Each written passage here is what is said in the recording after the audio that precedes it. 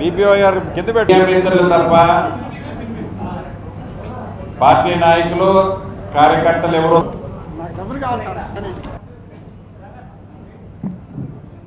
So start చేద్దామా? రెడీయా?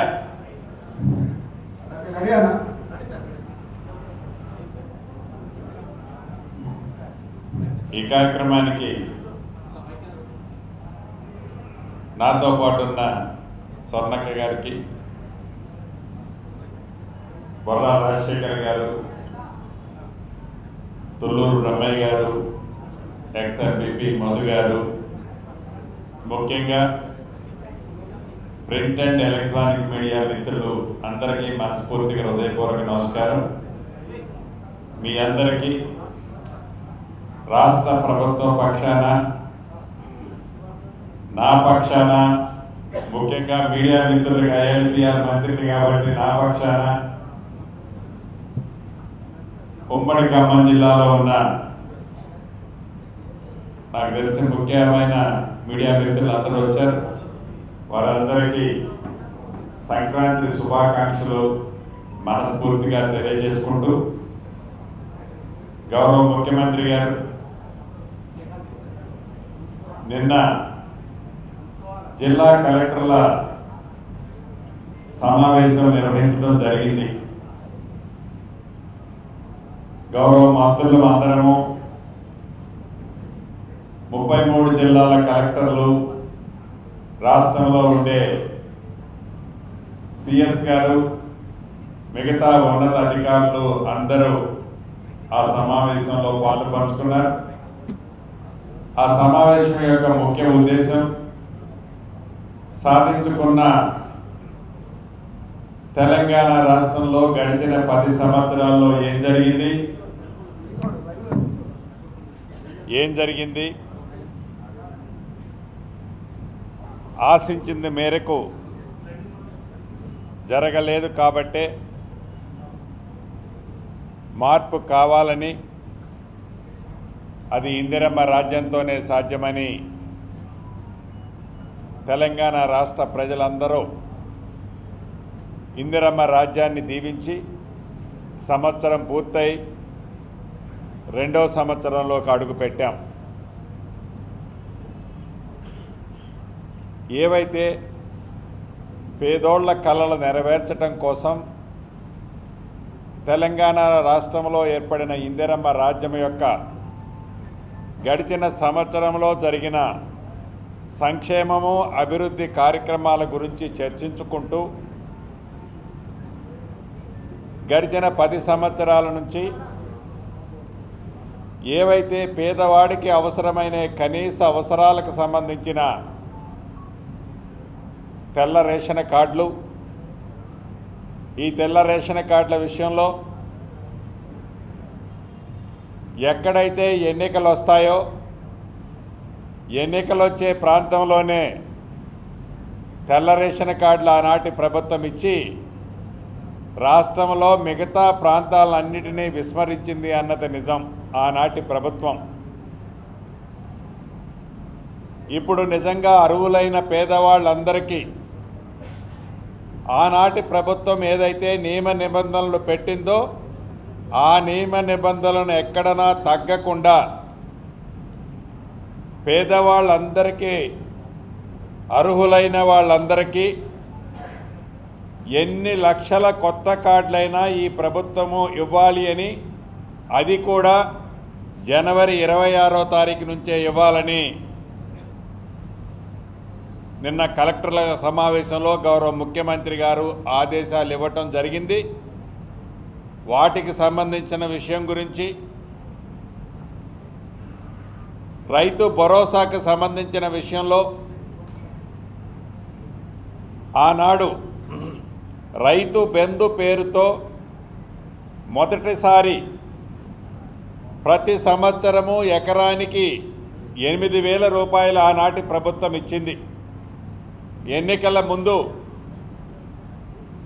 ఎకరానికి సంవత్సరానికి 2 పంటలకి 10,000 రూపాయలు ఇచ్చింది ఆనాటి ప్రభుత్వం. రాష్ట్ర ఆర్థిక పరిస్థితి బాగలేకపోయినా పీకల దాకా ఈ రాష్ట్రాన్ని అప్పుల్లో ఆనాటి ప్రభుత్వం కూర్చిన ఇచ్చిన మాట ప్రకారం ప్రతి ఎకరాకి ఏవైతే సాగుకి యోగ్యమైన ప్రతి ఎకరాకి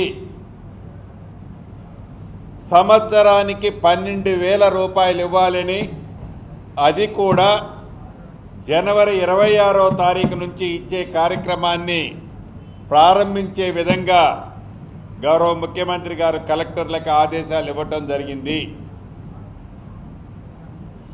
అదే రకంగా ఇక్కడున్న మీడియా మిత్రులు, రాష్ట్రంలో ఉండే అనేక మంది మీడియా మిత్రులు అనేక సందర్భాల్లో మా నాయకులను అడుగుతుండగా మీరు విన్నారు, అన్న భూమి ఉన్నోళ్ళకి రైతు భరోసా ఇస్తున్నావు, రైతు బంధు ఇస్తున్నావు, రుణమాఫీ చేస్తున్నావు, ధాన్యం పండిస్తే బోనస్ అదనంగా ఇస్తున్నావు, మరి భూమి లేని నిరుపేదల పరిస్థితి ఏందన్నా అని అనేక సందర్భాల్లో అడగటం జరిగింది. దాన్ని దృష్టిలో పెట్టుకొని ఇందిరమ్మ ప్రభుత్వం అంటేనే పేదోడు ప్రభుత్వం కాబట్టి, బడుగు బలహీన దళిత గిరిజన ప్రభుత్వం కాబట్టి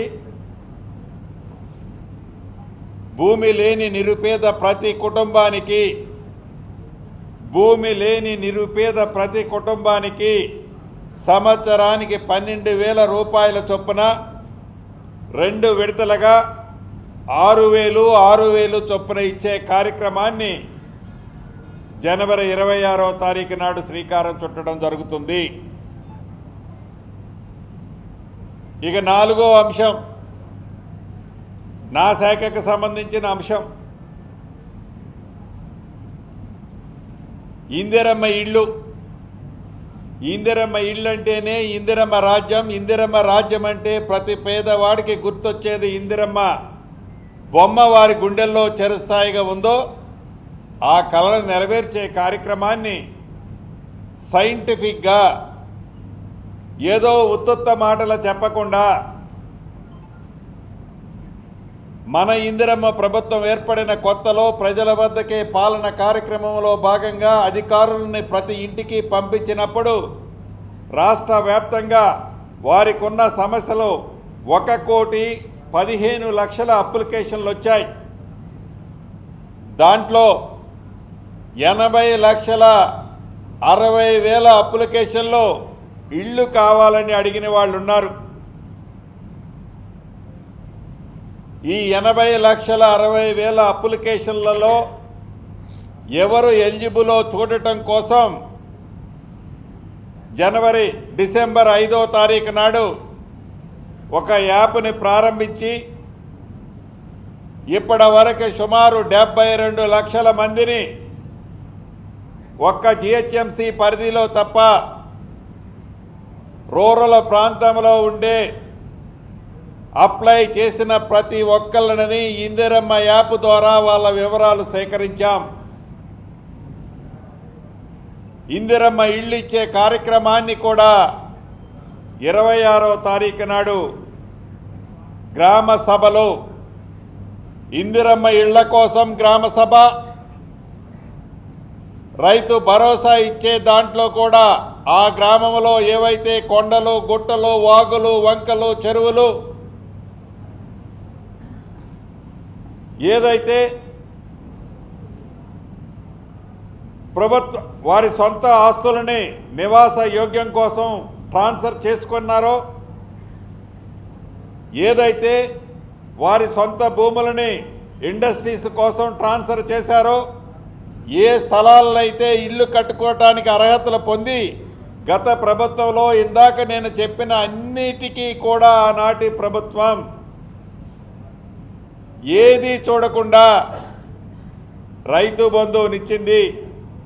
దానికి సంబంధించిన అంశాన్ని కూడా గ్రామ సభలో చర్చించి ప్రతి రెవెన్యూ గ్రామానికి సంబంధించిన ఎవరికి మనము రైతు భరోసా ఇస్తున్నామో కూడా అక్కడ ఆ ఊర్లో డిస్ప్లే చేయటం జరుగుద్ది.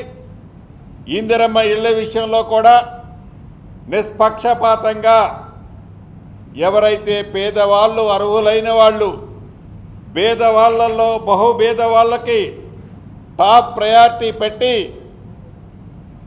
రాష్ట్ర వ్యాప్తంగా ప్రతి నియోజకవర్గానికి తక్కువలో తక్కువ 3,500 ఇళ్ల చొప్పున ఎస్సీ ఎస్టీ రిజర్వ్డ్ కాన్స్టిట్యున్సీలో అదనంగా కొన్ని ఇస్తూ ఈ కట్టే ప్రతి ఇల్లు 400 చదరపు అడుగులుండి ఈ 400 చదరపు ఇళ్లకి ప్రతి ఇంటికి 5 లక్షల రూపాయల చొప్పున 4 విడతల్లో ఫౌండేషన్కి 1,00,000 రూపాయలు, కిటికీ లెవెల్లో కడితే 1,25,000, స్లాబ్ వేస్తే 1,75,000 పూర్తి చేసిన తర్వాత మిగిలిన 1,00,000 మొత్తం కలిసి 5 లక్షల రూపాయలు గ్రీన్ ఛానల్లో ఇచ్చే కార్యక్రమాన్ని ఈ జనవరి నుంచే ఇప్పటికే అన్నీ ప్రిపేర్ చేశాం. ఈ జనవరి నుంచి లబ్ధిదారులను కూడా అనౌన్స్ చేయటం జరుగుతుంది. ఈ మోడల్ హౌస్కు సంబంధించి ఏ ఇందిరమ్మ ఇళ్ళు కట్టాలని నిర్ణయించుకున్నామో ప్రతి మండలంలో ఇప్పటికే చాలా వరకు మోడల్ హౌస్ కట్టడం స్టార్ట్ అయింది. నా సొంత నియోజకవర్గం పాలేరు నియోజకవర్గంలోని కూసుమండి మండలంలో కంప్లీట్ కూడా చేశాం. అది ఎల్లుండు ఓపెన్ కూడా చేసుకోబోతున్నాం. ఈ మోడల్ హౌస్ యొక్క ఉద్దేశం పేదవాళ్ళకి ఏవైతే మనం 5 లక్షల రూపాయలు ఇస్తున్నామో ఆ ఇచ్చిన 5 లక్షల రూపాయలు ఎలా సద్వినియోగం చేసుకొని అద్భుతమైన ఇల్లు కట్టొచ్చో, ఈ 5 లక్షల రూపాయల్లోనే ఎలా సరిపెట్టుకొని కట్టొచ్చో ఆ మోడల్ హౌస్ చూసే విధంగా మోడల్ హౌస్ని నిర్మించాం. అదే రకంగా ఇందాక చెప్పినట్లు భూములున్న వాళ్ళకైతే ఇస్తున్నారన్నా, రైతు భరోసా ఇస్తున్నారు. మరి భూములు లేని వాళ్ళకి ఏంటి అన్నప్పుడు భూమి లేని నిరుపేద ప్రతి కుటుంబానికి 12,000 రూపాయల చొప్పున 2 విడతలకు ఇచ్చే కార్యక్రమంతో పాటు రైతు భరోసా, ఇందిరమ్మ ఇళ్ళు, తెల్ల రేషన్ కార్డులు ఇవి అన్నీ గ్రామ సభల్లో ఒకేసారి చర్చించి వీటిని ఫైనల్ చేసే కార్యక్రమం ఈ నెల 26 అంటే జనవరి 26వ తారీఖు నాడు నిర్ణయించడం జరిగింది. ఈ జనవరి 26కి ఒక ప్రత్యేకత ఉంది. గౌరవ ముఖ్యమంత్రి గారు గతంలో చెప్పినట్లు ఇది 75వ స్వతంత్ర దినోత్సవం, గణతంత్ర దినోత్సవం. ఈ గణతంత్ర దినోత్సవం నాడు ఈ 75వ గణతంత్ర దినోత్సవానికి ప్రత్యేకత ఉంది కాబట్టి ఆనాడు పేదవాళ్ల కోసం ఈ 4 కార్యక్రమాలని రైతన్నలకు కూడా మేలు జరిగే కార్యక్రమాన్ని చేపట్టడం జరిగింది. వీటితో పాటు వీటన్నిటికీ కూడా ఆర్థికంగా ఆనాటి ప్రభుత్వము చేసిన అప్పులు కడుతూ ఇబ్బందులని అధిగమిస్తూ అన్న మాట ప్రకారం ఇచ్చిన మాట ప్రకారం ఈ 4టిని పూర్తి చేస్తూ ఇంకా 1-2 కార్యక్రమాలు కూడా ఉన్నాయి. భవిష్యత్తులో వాటిని కూడా ఒక్క మాట కూడా తప్పకుండా పూర్తి చేసే కార్యక్రమాన్ని ఇందిరమ్మ ప్రభుత్వంలో చేపడుతున్నాము అని యావత్ తెలంగాణ ప్రజలకి మీ ద్వారా మనస్ఫూర్తిగా తెలియజేసుకుంటూ మరొక్కసారి రాష్ట్ర ప్రజలందరికీ తెలంగాణ రాష్ట్ర ప్రభుత్వ పక్షాన గౌరవ ముఖ్యమంత్రి రేవంత్ రెడ్డి గారి పక్షాన నా పక్షాన సంక్రాంతి శుభాకాంక్షలు తెలియజేసుకుంటూ సెలవు తీసుకుంటున్నాను. వారి భాష, ఎందుకంటే వారు విదేశాల్లో చదువుకొని వచ్చారు, వారి సంస్కారానికి నమస్కారం.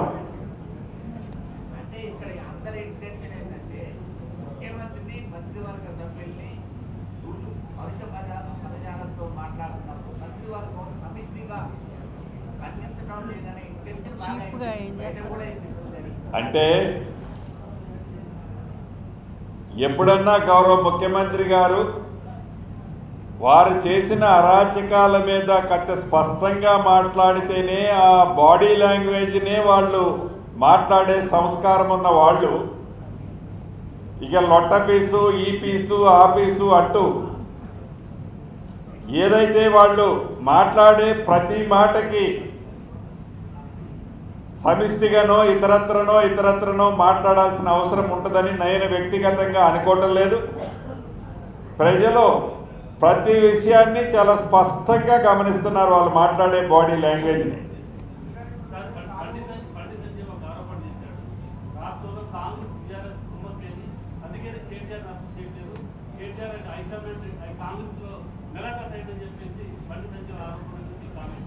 ఇప్పుడు విచారణ కాకుండా ఏ వ్యక్తిని కూడా తొందరపడి ఈ ప్రభుత్వం ఎవరిని అరెస్టు చేసే కార్యక్రమమే ఉండదు. అది బండి సంజయ్ గారికి కూడా బాగా తెలుసు. ఎప్పుడైతే ఏసీబీ కేసు రిజిస్టర్ అయిన మరుక్షణం ఈడీ ఎంటర్ అయింది. ఈడీ కూడా కేసులు రిజిస్టర్ చేసింది. ఒకవేళ స్టేట్ గవర్నమెంట్ కొల్యూడ్ అయిందనుకుంటే వారి చేతిలో ఎమ్మటి ఇట్లా లైట్ వేస్తే అరెస్ట్ చేయొచ్చు కదా. మేమేం వద్దనలేదు కదా. వారు చేయాలనుకుంటే చేయొచ్చు కదా అంటున్నా. మేము చేయలేదు, మీరు చేయలేదు, మీరు కొల్యూడ్ అయ్యారు అనేటువంటి మేము కొల్యూడ్ అయ్యే ప్రసక్తే ఉండదు. వాళ్ళు లెగిస్తే కాలు దువ్వేది మా మీద, మరి మీ మీద ఏం దువ్వట్లేదే.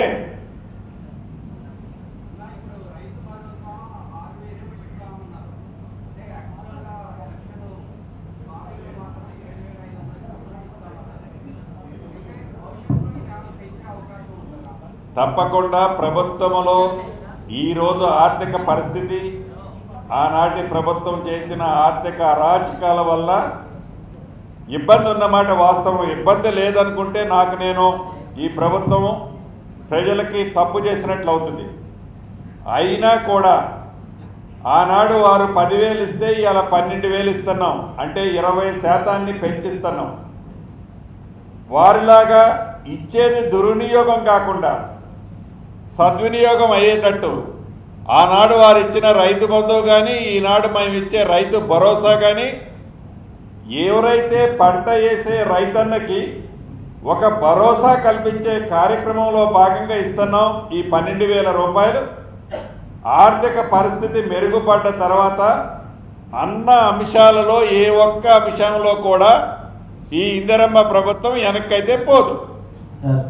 మీ మేనిఫెస్టో ప్రకారం ఇంకా 2 హామీలు మిగిలి ఉన్నాయి. వాటి మీద జనవరి 26వ తేదీకి సంబంధించి స్పష్టత లేదు. ముఖ్యంగా మహిళలకు సంబంధించిన 4,500 రూపాయలు, అలాగే విద్యార్థులకు సంబంధించి మోటార్ బైక్, అలాగే తులం బంగారం సంబంధించి మీ ఎన్నికల హామీ, మీ కాంగ్రెస్ పార్టీ ఇచ్చిన హామీకి సంబంధించి స్పష్టత ఈ జనవరి 26వ తేదీకి వచ్చే అవకాశం ఉందా? ఈ 26వ తారీఖు అయితే రాదు, కానీ విడతల వారీగా ప్రతి కార్యక్రమాన్ని చెప్పిన ప్రతి మాటని ఇందిరమ్మ ప్రభుత్వంలో కట్టుబడి చేసేది ముమ్మాటికి నిజం. అది కొద్దిగా ఆర్థికంగా రాష్ట్రంలో వడదొడుగులున్న కారణంగా, ఇబ్బందులున్న కారణంగా డిలే అవుతున్నమాట నిజం. అది రాష్ట్ర ప్రజలకి మనస్ఫూర్తిగా ఇందిరమ్మ ప్రభుత్వ పక్షాన నేను వివరించుకుంటున్నాను, తెలియజేసుకుంటున్నాను. భవిష్యత్తులో రాష్ట్ర ఆర్థిక పరిస్థితి ఇంప్రూవ్ కావడంతోనే చెప్పిన ప్రతి కార్యక్రమాన్ని తూచా తప్పకుండా ఈ ప్రభుత్వం ఇచ్చి తీరుతుంది.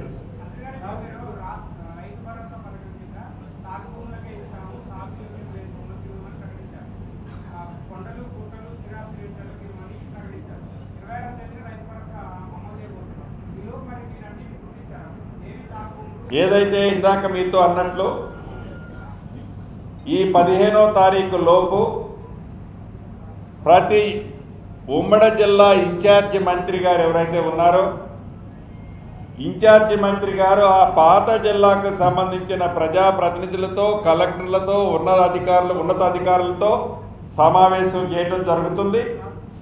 16వ తారీఖు నుంచి ఏదైతే అర్హులని గుర్తించే దాంట్లో అది రైతు భరోసాకు సంబంధించి కావచ్చు, ఇందిరమ్మ భరోసాకు సంబంధించింది కావచ్చు, తెల్ల రేషన్ కార్డులకు సంబంధించింది కావచ్చు, ఏదైతే యాప్లో మనం ఇందిరమ్మ ఇళ్ళు అప్లోడ్ చేసుకున్నామో విడతల వారీగా ఇచ్చే ఇళ్ళు విషయంలో ఫైనల్ చేసే దాంట్లో కావచ్చు, వీటన్నిటికీ ఆల్రెడీ టీం వర్క్ జరుగుతుంది. రేపు సాయంత్రం నేను వరంగల్ ఇన్ఛార్జి మంత్రిగా రేపు సాయంత్రం 3 గంటలకు వరంగల్ జిల్లాకు సంబంధించిన మీటింగ్ పెట్టుకుంటున్నాను. ఎల్లుండి ఉదయం 10 గంటలకి ఖమ్మం జిల్లా మీటింగు కోమటిరెడ్డి వెంకటరెడ్డి గారి సమక్షంలో జరగబోతుంది. అంటే ఈ 15వ తారీఖు లోపే ఏ పేదవాడికైతే 6 నెలలు ఈ ఇందిరమ్మ ప్రభుత్వం గౌరవ ముఖ్యమంత్రి రేవంత్ రెడ్డి గారి నాయకత్వంలోని ప్రభుత్వం పనిచేస్తుందో, ఈ ప్రభుత్వంలో ఉన్న మేమందరం సంక్రాంతి పండుగ కూడా మాకు లేదు. పేదవాడికి పండగే, పేదవాడికి ఆనందమే మా పండగ. అందుకని ఫుల్ టైం 24/7 ఈ ప్రభుత్వంలో ఉన్న మేమందరం పని చేయాలని నిర్ణయించుకున్నాం. దానికంటే ఆనందం ఇంకొకటి లేనేలేదు.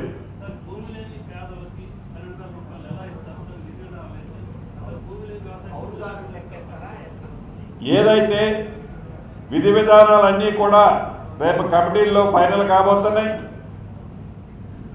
భూమి లేని నిరుపేద కుటుంబము ఒక యూనిటు, భూమి లేని నిరుపేద కుటుంబము ఒక యూనిటు. ఈ యూనిట్లో ఉండే ఆ కుటుంబంలో ఉండేవారు 20 రోజులు మనం ఏదైతే ఎన్ఆర్ఈఎస్కి సంబంధించిన దాంట్లో పనిచేసి ఉండాలి. ప్రధానమైనది ఈ 2 పాయింట్లే తప్ప ఏ నియమ నిబంధనలు లేవు. వారికి భూమి ఉండకపోతే ఇవ్వటం పక్క.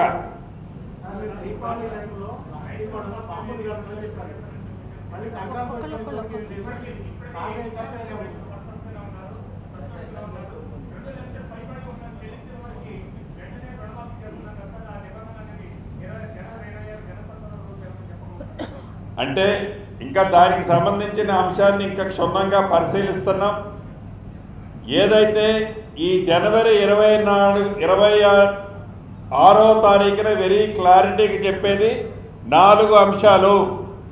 1 ఇందిరమ్మ ఇళ్ళు, 2 రైతు భరోసా, 3 ఇందిరమ్మ భరోసా, 4 తెల్ల రేషన్ కార్డులు. ఈ 4 మీద ఫుల్ ఫోకస్ ఇందిరమ్మ ప్రభుత్వం 26వ తారీఖు నాడు ప్రారంభించి పూర్తి చేయబోతుంది. తప్పకుండా దాని గురించి పరిశీలిస్తామన్నా.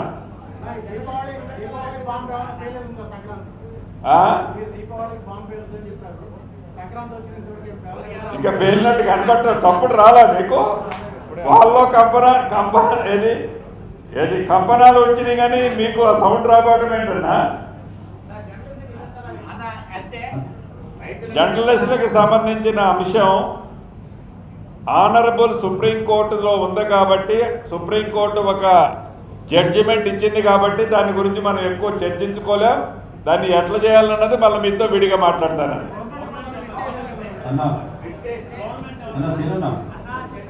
వారికి పొలం కొట్టుకుపోయి రైతులంతా నష్టపోయారు. వాళ్ళకి ఇంతవరకు నష్టపరిహారాలు పూర్తిగా అందలేదు. తర్వాత మట్టి పోసుకోవడానికి అవకాశం ఇస్తే నెక్స్ట్ పంట పట్టించుకోవడానికి అవకాశాలు ఉంటాయి. దానికి ఏమైనా మీరు ఆలోచన ఉందా? నాకు తెలిసిన వరకు పాలేరు రిజర్వాయర్ కింద ఎవరైతే నష్టపోయారో ప్రతి ఎకరాకి 10,000 రూపాయల చొప్పున, 1 ఎకరం కూడా మిస్ అయిందని నేను అనుకోవట్లే. ఇంకేదన్నా 1 మిస్ అయితే డెఫినెట్గా కరెక్ట్ చేస్తాను దాన్ని. సార్, ఇది మన ఖమ్మం జిల్లాకు సంబంధించి పర్టికులర్గా మీరు ప్రాతినిధ్యం వేసిన సమాచార శాఖకు సంబంధించింది సార్. మీరు ఫస్ట్ మంత్రి అయిన తర్వాత ఇదే వేదికగా మీరు ఖమ్మం జిల్లా జర్నలిస్టులకు ఒక హామీ ఇచ్చారు. మా ఇళ్ల స్థలాలతో పాటు సూర్యాపేటలో ఉన్న అసిస్టెంట్ డైరెక్టర్ ఆఫీస్ని ఖమ్మం షిఫ్ట్ చేస్తా అన్నారు. ఇప్పుడు 1 year అయింది సార్. మొత్తం ఖమ్మం జిల్లాలో ఖమ్మం డిపిఆర్ ఆఫీస్లో 17 మంది ఉండాల్సిన స్టాఫ్లు కేవలం 7 ఉన్నారు. అందులో 4 అటెండర్లు, 3 మాత్రమే అధికారులు, 1 డ్రైవరు, 1 డిపిఆర్ ఉన్నారు. దీంతో మాకు సంబంధించిన సమాచారం అందించడంలో కానీ మీకు కానీ లేకపోతే ప్రజలకు అందించడానికి కానీ ఇబ్బంది ఉంది సార్.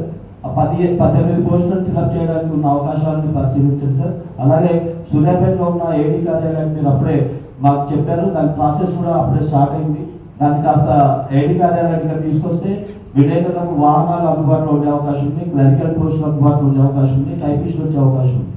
తప్పకుండా అన్న నేను ఇదే వేదికగా చెప్పింది నాకు గుర్తుంది. కొన్ని కారణాల చేత లేట్ అయినమాట వాస్తవం. యాజ్ ఎర్లీ యాజ్ పాసిబుల్ దాన్ని ఖమ్మానికి అయితే తీసుకొస్తాను. As early as possible. భూభారతికి సంబంధించింది కూడా 2020 చట్టం, 2020 చట్టంతో పాటు ఆనాటి ధరణి, ఆనాడు అనేక ఎన్నికల సభల్లో ఈనాటి ఇందిరమ్మ ప్రభుత్వానికి సంబంధించిన అనేక మంది నాయకులు ఇందిరమ్మ ప్రభుత్వం వచ్చిన తర్వాత దాన్ని బంగాళాఖాతంలో వేస్తామని చెప్పాం. అన్నమాట ప్రకారం ఏదో మేము అన్నాం కాబట్టి హడావుడిగా తప్పులో తడకలో చేయకుండా ఒక అద్భుతమైన దేశ చరిత్రలో ఏ రాష్ట్ర ప్రభుత్వమో చేయని ఒక అద్భుతమైన ROR చట్టం 2025 భూభారత చట్టాన్ని తీసుకొచ్చాం. ఈ చట్టం తేవడంలో కష్టపడ్డ అనేక మంది మేధావులు, అనేక మంది ఉద్యోగస్తులు, అనేక మంది అనుభవం ఉన్న రైతన్నలు, అనేక రాజకీయ పార్టీ నాయకుల సూచనల్ని క్రోడీకరించి రంగరించి ఈ చట్టంలో అనేక సంస్కరణలు తీసుకొచ్చి ఈ చట్టాన్ని అసెంబ్లీ సాక్షిగా అసెంబ్లీలో ప్రవేశపెట్టి గవర్నర్ గారికి పంపటం, గవర్నర్ గారు కూడా గౌరవ గవర్నర్ గారు కూడా దీన్ని అప్రూవ్ చేయడం జరిగిందన్న. అయితే 2020 చట్టం చేస్తే ఆనాటి ప్రభుత్వం ఏ చట్టము చేసినా ఆ చట్టము చేసిన తర్వాత ఆ చట్టంలో ఉన్న అంశాలని సంబంధించిన విషయాలని రూల్స్ ఒకటి ఫామ్ చేసుకోవాల్సిన అవసరం ఉంటుంది. కానీ 2020 చట్టం ఏదైతే చేశారో రూల్స్ వారు దాన్ని 3 సంవత్సరాల 3 నెలలు రన్ చేశారు. కానీ ఆ చట్టానికి రూల్స్ అంటూ ఏమీ ఏర్పాటు చేసుకోలే. అసెంబ్లీలో ఈ బిల్లు పాస్ అయి గవర్నర్ గారికి పంపించింది లగాయత్తు. మన ఇందిరమ్మ ప్రభుత్వంలో దీనికి రూల్స్ అన్నీ ఫుల్ ప్లడ్జ్లో ఎక్కడ చిన్న మిస్టేక్ కూడా జరగకుండా ఉండే విధంగా రూల్స్ను కూడా రూపొందించుకునే కార్యక్రమంలో అధికారులు, ఈ చట్టాన్ని తయారు చేసిన మేధావులు ఆ పనిలో నిమగ్నమై ఉన్నారన్న.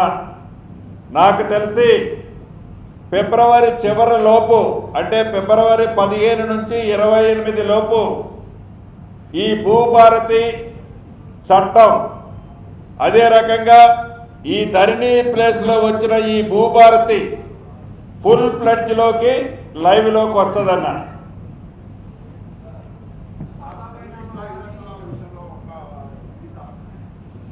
మైకేంటి రామనారాయణ అన్నకి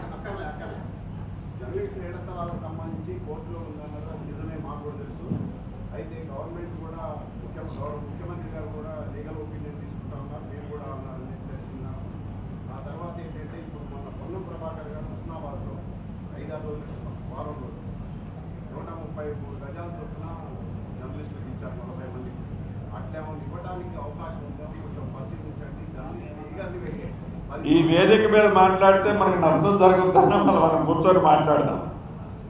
నష్టం జరుగుతుంది అంటే సుప్రీంకోర్టు జడ్జిమెంట్ అది, దాని గురించి డిస్కషను నేను మీతో విడిగున్నప్పుడు మాట్లాడదాం ప్లీజ్.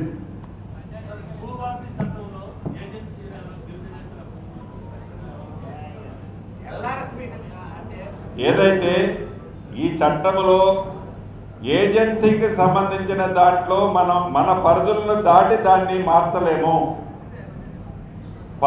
ఇన్ ది లిమిట్స్లో తప్పకుండా అది ఉపయోగపడే విధంగా దాని యూటిలైజేషన్ ఉంటుందన్న. రిజిస్ట్రేషన్ శాఖకు సంబంధించి నిన్న మొన్న పత్రికల్లో ఈరోజు కూడా వార్తలు వస్తున్నాయి. మీరు ప్రాతినిధ్యం వహిస్తున్న శాఖ, మీరు నిబంధనలకు లోబడి చేయాల్సిన రిజిస్ట్రేషన్ నిబంధనలు అతిక్రమించి మూకుమ్మడిగా జరుగుతున్న రిజిస్ట్రేషన్ సంబంధించి రాష్ట్ర వ్యాప్తంగా కూడా అంతకుముందు యాదగిరిగుట్టలో ఈ తరహా జరిగింది, ఇప్పుడు ఖమ్మం వైరాలో జరుగుతుంది. రాష్ట్ర వ్యాప్తంగా రిజిస్ట్రేషన్ శాఖను ప్రక్షాళన చేయడానికి ప్రభుత్వం ఏమైనా ప్రయత్నం చేస్తూ ఉందా? తప్పకుండా అన్న. దీన్ని కూడా ఫుల్ ప్లెడ్జ్లో చిన్న అవకతవకలు కూడా జరగకుండా చేయాలనే తపనైతే ఈ ప్రభుత్వానికి నాకు ఉంది.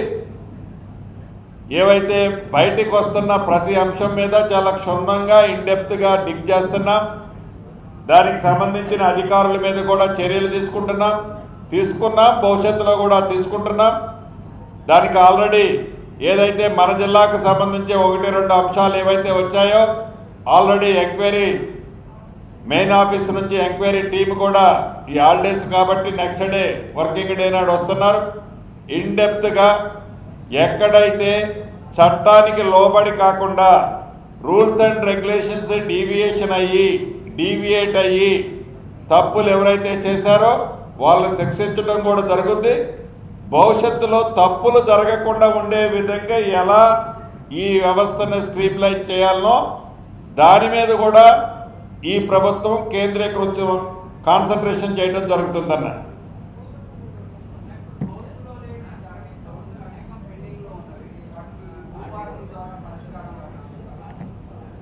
ఏదైతే 2020 చట్టం తెచ్చే నాడు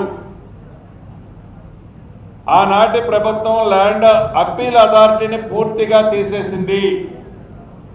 దాంతో ఏ ల్యాండ్ చిన్న సమస్య వచ్చినా పంచాయతీ వచ్చినా ఆ భూమి ఆసామి డైరెక్ట్గా కోర్టు మెట్లు ఎక్కడం తప్ప వేరే మార్గం లేదు. ఏదైతే మనం కొత్త చట్టం 2025 నెంబర్ 1 మన చట్టం ఇప్పుడు వచ్చింది. నెంబర్ 1 2025 భూభారత చట్టంలో ల్యాండ్ అప్పీల్ అథారిటీని ఏర్పాటు చేయడం జరిగింది. ఈ ల్యాండ్ అప్పీల్ అథారిటీ ఎక్కడైతే ఎక్కువ కేసులు ఉన్నాయో ఆ కేసుల సంఖ్యను బట్టి ఆ ప్రాంతాన్ని ఒక యూనిట్గా ఫైనల్ చేయడం జరుగుతుంది. ప్రతి అంశాన్ని ఎంఆర్ఓ గారి దగ్గర ఏదైనా అన్యాయం జరిగిందనుకుంటే నెక్స్ట్ అప్పీల్ అథారిటీ ఆర్డీఓ గారు, కలెక్టర్ గారు ఉంటుంది. ఆర్డీఓ గారి దగ్గర జరిగిందంటే కలెక్టర్ గారు ల్యాండ్ ట్రిబ్యునల్ దగ్గర ఉంటుంది. కలెక్టర్ గారి దగ్గర జరిగిందంటే ల్యాండ్ ట్రిబ్యునల్ దగ్గర అప్రోచ్ అవ్వచ్చు. ఈ కొత్త చట్టంలో ఈ ఎసులుబాటుని సామాన్య ప్రజలకి, సామాన్య రైతులకి, భూములున్న ఆసాములకి మంచి జరిగే విధంగా దీన్ని సవరించుకున్నాం మన కొత్త చట్టంలో ఉన్న.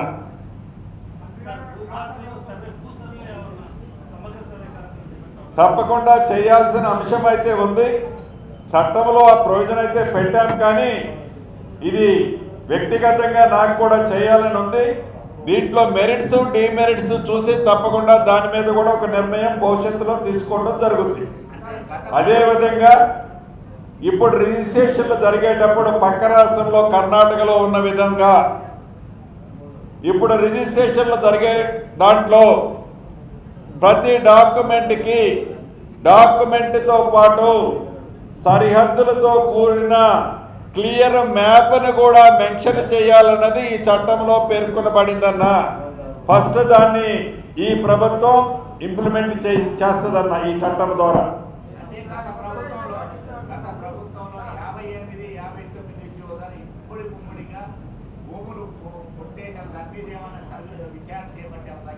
చేపట్టాము. ఇప్పటికే వేలాది కోట్ల రూపాయల ఆస్తులని ఆనాడు 59వ జీవో ద్వారా ఆనాటి పింక్ కలరు నాయకులకి దానాదత్తం చేస్తే వాటన్నిటినీ ఓల్డ్ చేసి తిరిగి ప్రభుత్వం దాన్ని వెనక్కి తీసుకునే కార్యక్రమాన్ని చేపట్టాలనుకుంటుందన్న. అందుట్లో మన ఖమ్మం లాంటి ప్రాంతం కూడా ఉంటుందన్న. ధరణిలో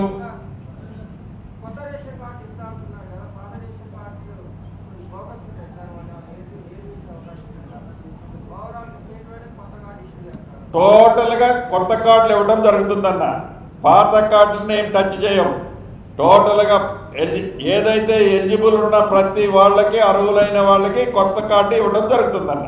దాంట్లోనే ఈ కొత్త కార్డుతో పాటు ఒక ఇంటి ఆడబిడ్డ ఇంకొక ఇంటికి కోడలుగా వెళ్ళినప్పుడు ఆ ఇంటి ఆడబిడ్డగా ఉన్న కార్డులో ఆ పేరు డిలీట్ చేసి ఎక్కడైతే కోడలుగా వస్తుందో ఈ కార్డులో ఆ కోడల పేరు ఇన్కార్పొరేట్ చేసే కార్యక్రమం కూడా అది కూడా సైజబుల్ నెంబర్ ఉందన్న దాన్ని కూడా దీంట్లో కరెక్షన్ చేయడం జరుగుతుంది.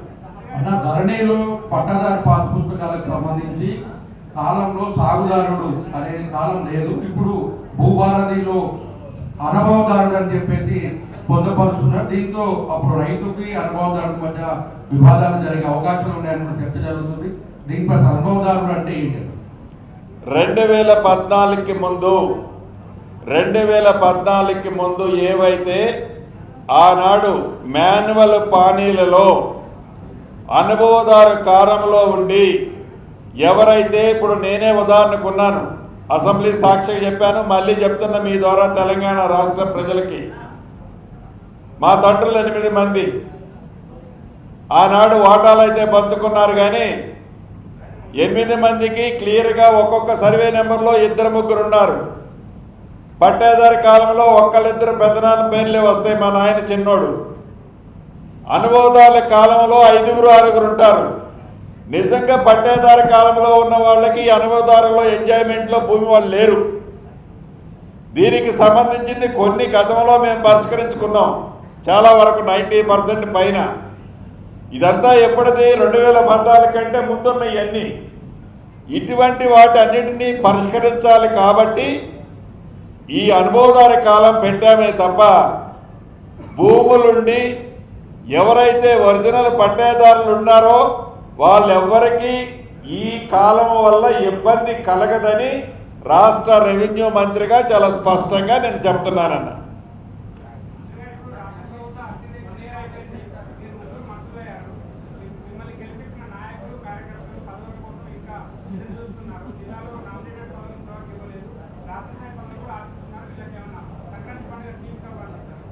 ఇక రేపటి లోపే నేను చేయలేమన్నా. తప్పకుండా ఒక పండు పండితే ఆ పండు అందరం తింటేనే ఆనందము, తృప్తి. ఇందిరమ్మ రాజ్యం రావడానికి రాష్ట్రంలో ఉన్న కొన్ని లక్షల మంది కాంగ్రెస్ పార్టీ నాయకులు, అభిమానులు, కార్యకర్తలు కష్టపడి ఇందిరమ్మ ప్రభుత్వాన్ని తీసుకొచ్చారన్న. ఈ ఇందిరమ్మ ప్రభుత్వంలో కష్టపడ్డ ప్రతి వాళ్ళకి విడతల వారీగా వాళ్ళని కూడా గౌరవించుకోవాల్సిన బాధ్యత ఈ ప్రభుత్వానికి, ఈ ఇందిరమ్మ రాజ్యానికి ఉందన్న. దాన్ని ఇమీడియట్లీగా కాకపోయినా ఈ కపుల్ ఆఫ్ డేస్లో ఆ తీపి కబురు రాష్ట్ర వ్యాప్తంగా ఉన్న ముఖ్య నాయకులందరికీ అందుందన్న. వ్యవస్థ ఎంతవరకు వచ్చిందన్న? ఆనాటి ప్రభుత్వం పద్దాక ఆనాటి అనటానికి నాకే షేమ్ అనిపిస్తుంది. ఆనాటి ప్రభుత్వం అర్ధరాత్రి ఒక్క పెన్ను పోటుతో రాష్ట్రంలో ఉండే 10,956 రెవెన్యూ గ్రామాలలో ఉండే రెవెన్యూ వ్యవస్థని ఒక్క పన్ను పోటుతో రోడ్డును పాలు చేసిందన్న. ప్రకృతి విపత్తు వచ్చినప్పుడు కానీ ఈ రెవెన్యూ గ్రామాల్లో ప్రభుత్వ స్థలాలతో పాటు ప్రైవేటు స్థలాల్లో వచ్చే పంచాయతీలని పరిష్కరించే దాంట్లో కానీ రెవెన్యూ వ్యవస్థ అన్నదే రెవెన్యూ గ్రామంలో లేకుండా ఆనాటి పెద్దలు వారి తెలివితేటలతో చేసిన దానికి భిన్నంగా ప్రజల కోరిక మేరకు, ప్రజల అభిప్రాయాలకు అనుగుణంగా ప్రతి రెవెన్యూ గ్రామంలో ఒక రెవెన్యూ వ్యవస్థను పెట్టాలి అని తీర్మానం చేసిందే కాకుండా నిన్న క్యాబినెట్లో రావాల్సి ఉండే, మిస్ అయింది. నెక్స్ట్ క్యాబినెట్లో దాన్ని అప్రూవల్ తీసుకుంటా. రాబోయే కొద్ది రోజుల్లోనే రెవెన్యూ వ్యవస్థ ప్రతి రెవెన్యూ విలేజ్లో పెట్టబోతున్నామన్న.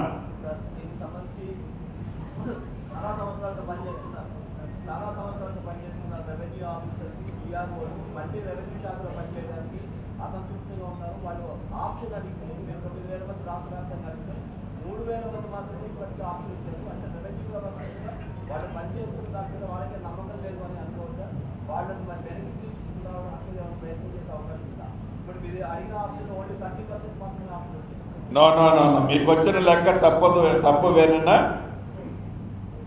విఆర్ఓలు కానీ విఆర్ఏలు కానీ ఈనాడు ఆనాడు వారు తీసేసిన వ్యవస్థ 23,000 మంది చిల్లరున్నారన్న.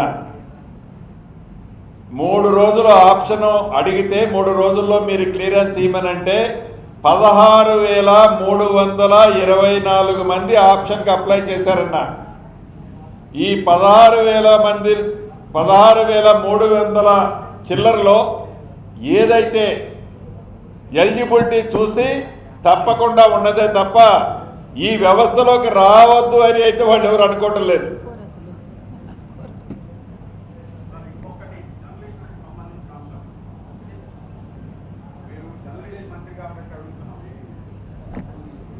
సమాచార శాఖ మంత్రిగా డైనమిక్గా ఉన్నారు, మంత్రిగా కూడా డైనమిక్ వ్యవహరిస్తున్నారు, సంతోషం మా జిల్లాకు గర్వకారం.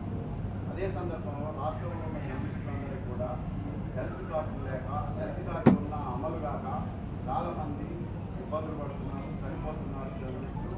ఇది గతంలో కూడా కేసీఆర్ ప్రభుత్వంలో మేము ఆయన దృష్టికి తీసుకొచ్చినా పట్టించుకోలేదు.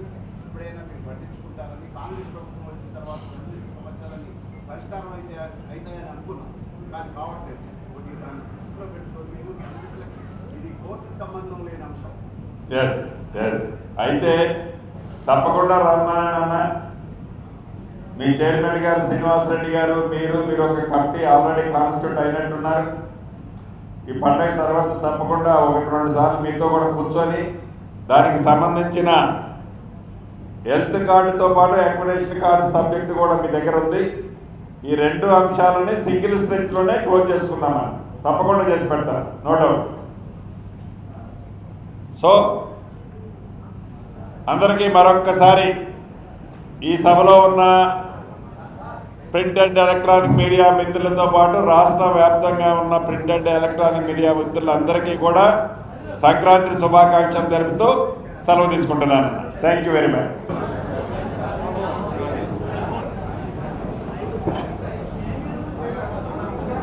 ఒకటి నిజమండి అన్నానన్న, ఈ ప్రభుత్వం మొదటి నుంచి చెప్తానే ఉన్నాను, నేను చెప్తున్నాను, గౌరవ ముఖ్యమంత్రి గారు చెప్తున్నారు. ఇది కక్షపూరితంగా ఏ ఒక్క వ్యక్తుల మీద కానీ, వ్యవస్థల మీద కానీ, ఏ రాజకీయ పార్టీల మీద కానీ కక్షపూరితంగా ఏ కార్యక్రమం ఎప్పుడూ చేపట్టదు. ఏదైతే ఆనాటి ప్రభుత్వంలో ఉన్న మంత్రివర్గంలో ఉన్న ఆనాటి మంత్రులు ఏవైతే కార్యక్రమాలు గొప్పలు చేశామని వారు చెప్తున్నారు, అప్పుడున్న అధికారులే వారు పెట్టిన ఒత్తిడితో ఈ తప్పులు చేశామని వారే ఒప్పుకుంటున్నారు. చట్టము తన పని తనే చేసుకుపోతుంది అని ఇదే మంత్రులు వారు మంత్రులుగా, ఆనాటి మంత్రులు వారు మంత్రులుగా ఉన్నప్పుడు ఇదే మాట చెప్పేవారు. ఇక్కడ వ్యక్తులని ఇబ్బంది పెట్టాలనో తప్పుడు కేసులు బనాయించాలనో ఈ ప్రభుత్వానికి లేదు. ఒకరోజు వెనక ముందుగా చట్టము తన పని తను తప్పకుండా చేసుకుంటా పోతుందన్న గురుగారు.